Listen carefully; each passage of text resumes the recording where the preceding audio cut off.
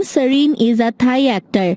In 2024, he starred in Wandee Goodday.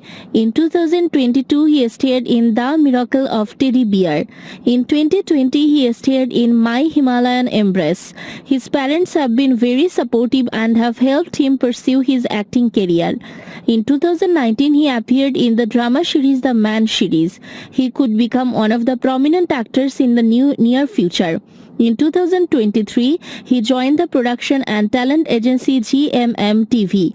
After graduation from university, Ronak entered the entertainment industry, starting as a Gate 102.5 DJ. He later became an actor, appearing in Duang Je Ne Fe Now. The multi-talented up-and-coming star is ready to make a huge impact on the entertainment industry, and he is well on his way to doing just that. He studied at the Bangkok Christian College, the Faculty of Architecture, Architectural Design International Program in Design and Architecture. Ronak was born in Bangkok. He is a middle son with two sisters. The family work in real estate.